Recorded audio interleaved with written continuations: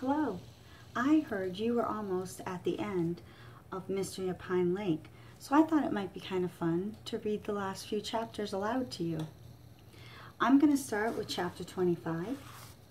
Young loons stay under the watchful eye of their parents until they are about 10 to 12 weeks old, when they are able to fish and fly on their own.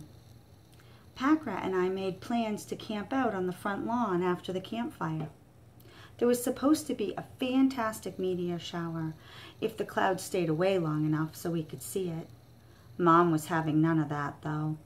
I tried putting on my best pout face, but she just grabbed my face in her hands and said, "Does it hurt? Where?" I was beginning to think maybe I shouldn't have screamed at them for all this extra attention. Eventually, I gave up asking about the tent, and Packrat slept in my room instead.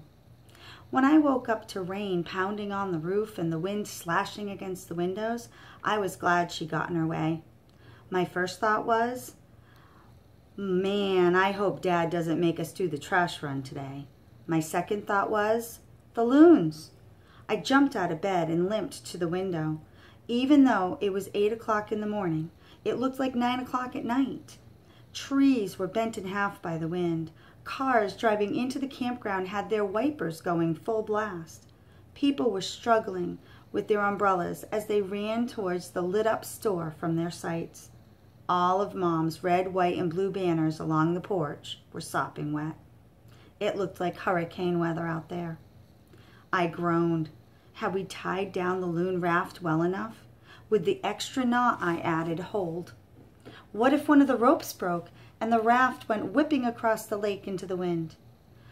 I should have used a whole cement block, not a half a one. What if the water level got so high that one of the ropes wasn't long enough again? What if the loons went away to another lake where they could nest in peace? If that happened, would people still come to our camp? What if, what if, what if? The rotten thoughts just kept coming. Packrat and I sat at the kitchen counter eating breakfast while Molly giggled at cartoons in the living room. I drew circles on my plate with a cold syrup-soaked waffle. Packrat talked about anything and everything except the weather outside. "We haven't played pool in a while. Look what I got. You know, 'cause it's the 4th.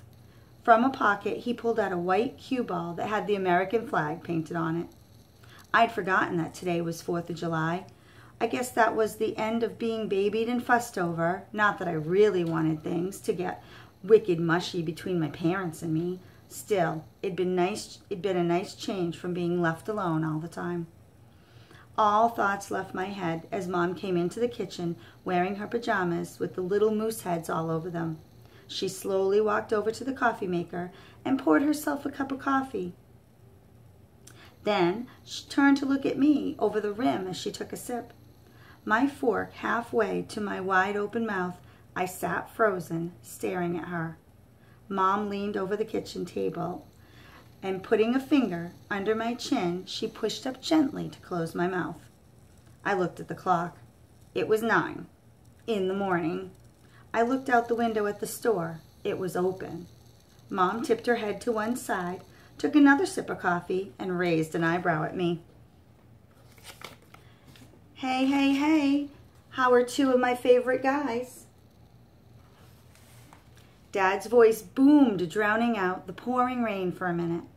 "And my favorite wife?" He pecked Mom's cheek when she stuck it out. Dad poured himself a cup of coffee. Then he sat on a stool and leaned his elbows on the counter. "What's up?" he said, looking between Packrat and Mom and me. "I think your son is in shock." Mom smiled gently my way.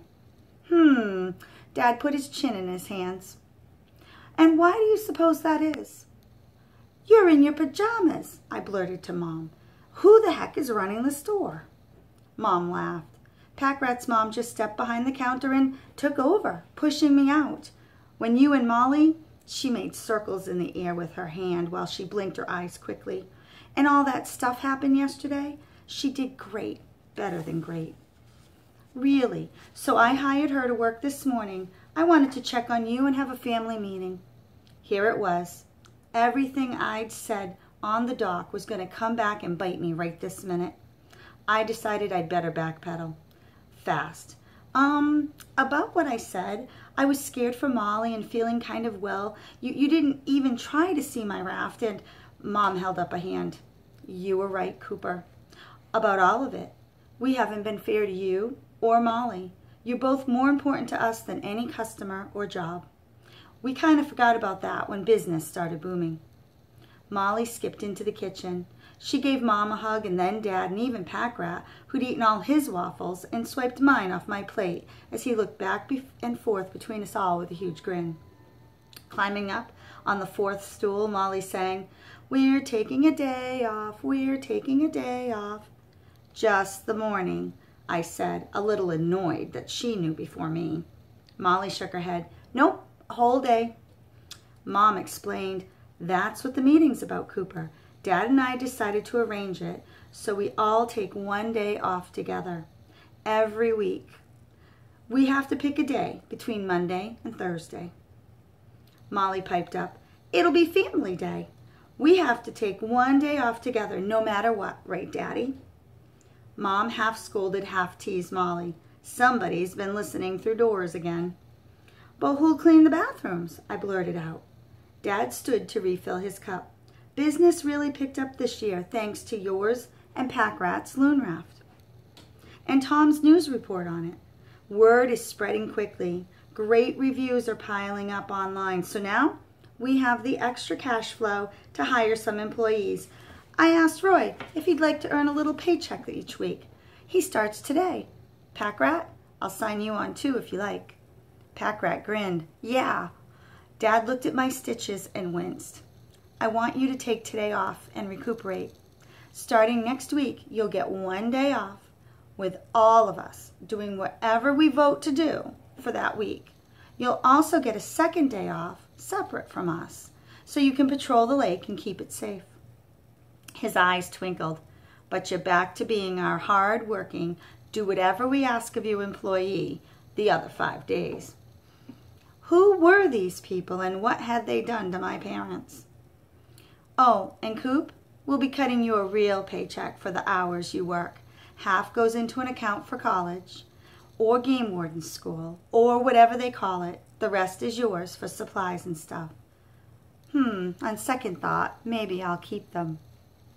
Well, I hope you liked that chapter. Family Day was actually something my family and I did when we ran the campground.